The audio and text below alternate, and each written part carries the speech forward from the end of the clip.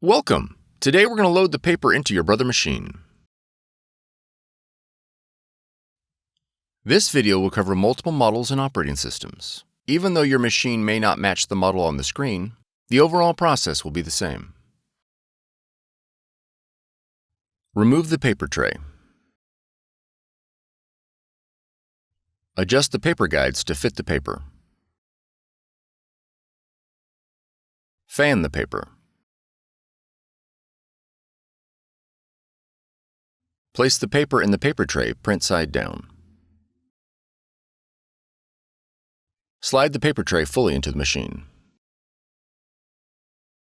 For more tutorials, FAQs, and videos, visit us at www.brother-usa.com. If you found this video helpful, be sure to subscribe. Thank you for choosing Brother.